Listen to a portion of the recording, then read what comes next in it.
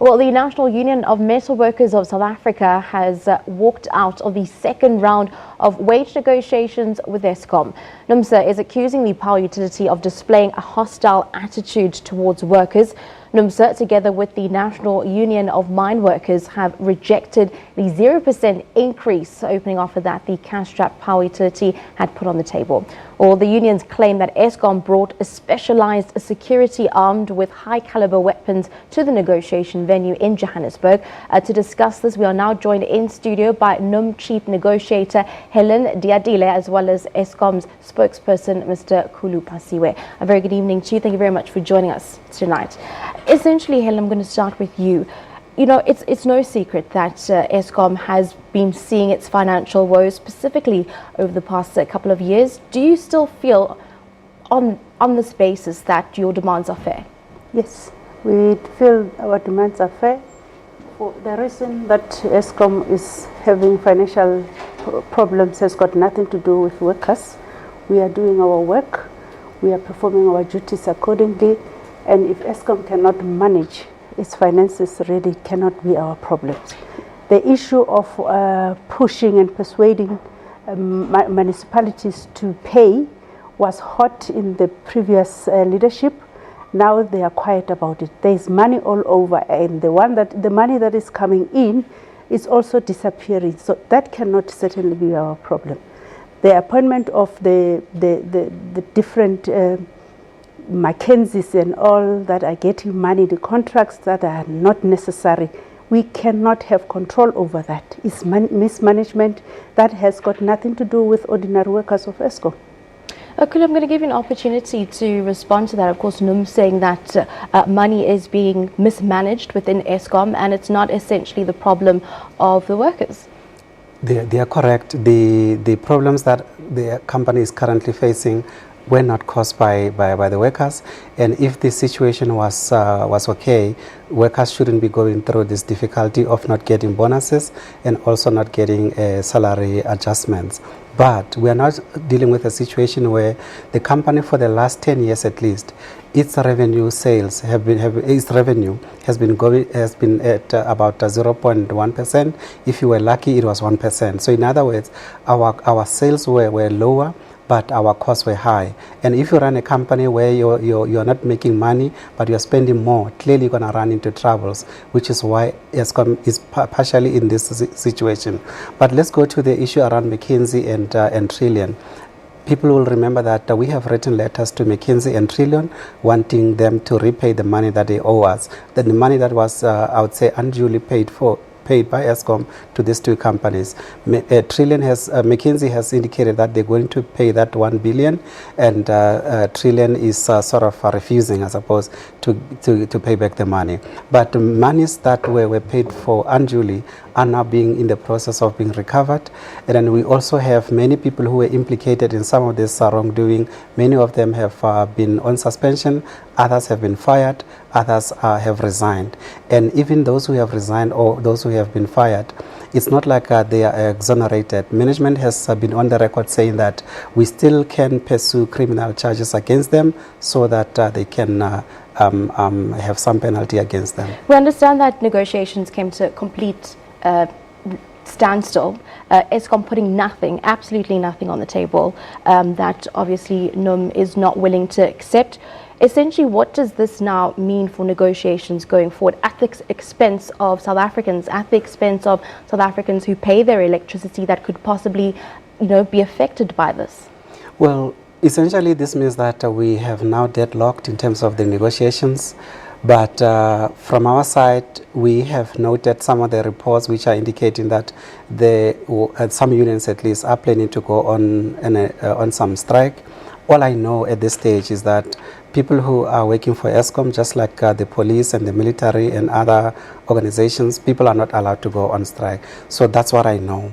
As to whether it's going to happen or not, it's another issue. From our end, though, we also do have contingency measures that we can trigger to make sure that we keep the lights on, but that will not be sustainable. The sustainability that we need is for stability to be at our power stations and everywhere else where we operate. Now, Helen, I want to talk about the security contingent that was brought up specifically in the negotiations with unions and member workers saying that there was a huge police force as well as the calibre and the type of weapons that were used, you know, and also describing Eskom's attitude in the negotiations that took place. It's hurting and it's very emotional that you have been negotiating with the very same team all these years. Suddenly they see us as criminals, and unfortunately some of those securities, we believe they were private security, and I don't think they came there for free. Now you have an organization that is continuously spending money where it's not necessary. You have a CEO who is bringing a big party, closing waterfall to celebrate his appointment in Eskom. Yet he says other people cannot get access to employment to Eskom. And when after Eskom saying that 2 weeks later, he gets to be employed and he's an outsider, who is it that is not supposed to get a benefit of working for Eskom? And why him must get that opportunity? The money that he's going to flush now for his party, enjoying and celebrating that he's appointed as a CEO, we believe it can be money that is put on the table to say this is our opening offer, even if it's a 1%. So we don't believe that Eskom is doing this in good faith. We have realized that there is an attitude, and we have realized that Eskom doesn't have good intentions to negotiate. Well, they pronounced that they will negotiate. They will not give us a bonus and pay early before the election. That was in April. We got a statement that was saying, coming from the spokesperson of Eskom, the negotiations are still early. 0% is not confirmed. When I got back to the negotiation table, I found Eskom leadership saying we have exhausted our mandate in every demands. The mandate is 0%. So it was something that was put before and decided before. It did not take into account the budget or anything, because they're saying they don't have audited statement. You know, one hears your concerns, but, you know, essentially vulnerable South Africans are going to be affected. If Eskom, you know, after negotiations take place over the next couple of days, if they do continue, come back to the drawing board and say that we're still not willing to give an offer, is NUM going to be going ahead with their strike, their national shutdown? We believe that South Africans must judge everybody with merits. It is Eskom here who is having attitude. It's not trade unions.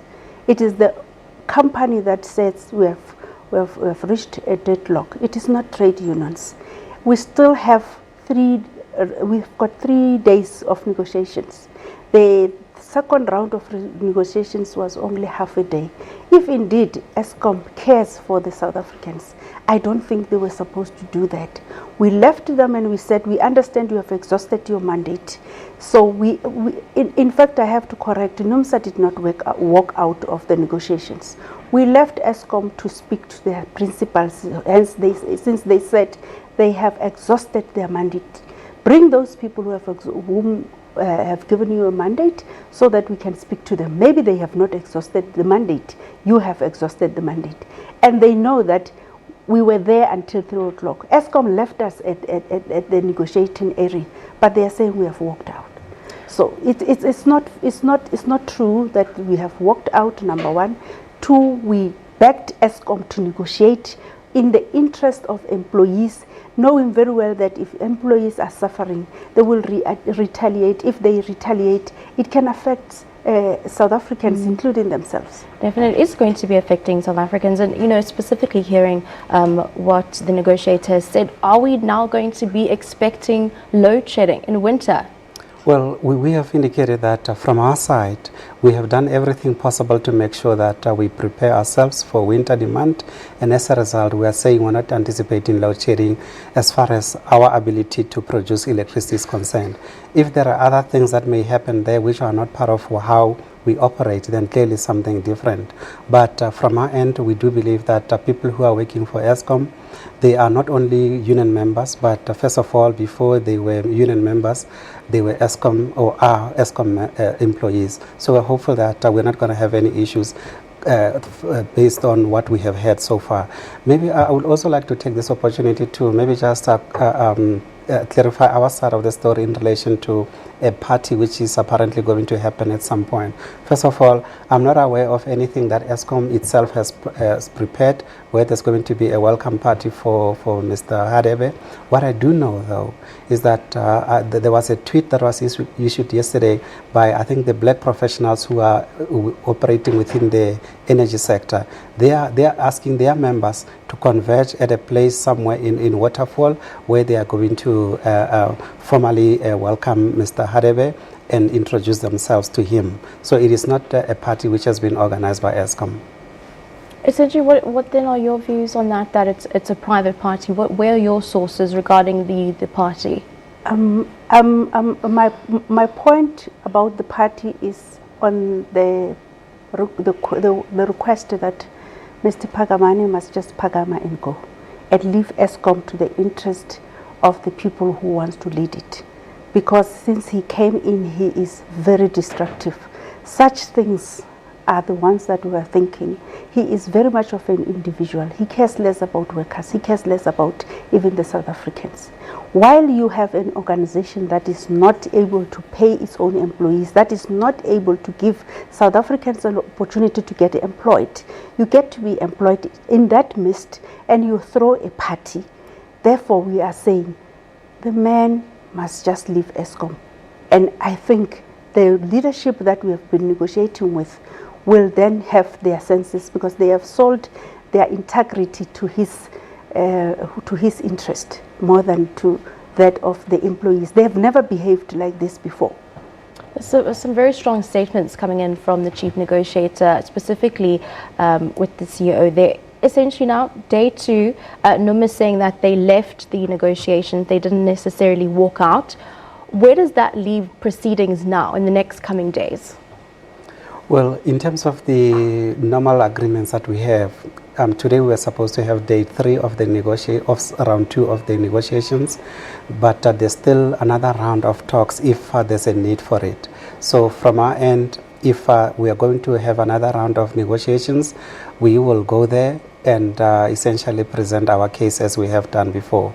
The reason why, among other things, Eskom is currently in this financial constraint, it is because, as I said, our revenue is not improving, and we also have our costs, and our costs are driven largely by 3 issues. The first one is our coal prices. The coal prices over the last, say, 8 years at least, have been rising at about 15% per annum. And then you also have an issue with the rising staff numbers. We currently are sitting with just over 47,000 employees. And then another element which is also contributing to our cost structure is our capex, which is the new power stations that we're building. We have decided as a company that we're going to reduce our capex from 60 billion rand per annum to about 45 billion rand per annum as one of the ways in which we can rein in the costs. So, and also in terms of the coal prices, we are renegotiating with the miners so that we can see how we can reduce the monies that we purchase this coal for. So those are things that we are doing so far, but other things are outside of our control, and obviously are things that we will have to deal with the unions to involve them. But the ones that we have direct control over, which is the capex and the issues around coal, we are dealing with those ones in the meantime. Thank you very much for your time this evening, a spokesperson of Eskom, Mr. Khulu Phasiwe, as well as NUM Chief Negotiator Helen Diadile, just giving us some updates there with regards to those Eskom wage negotiations with the relative trade unions.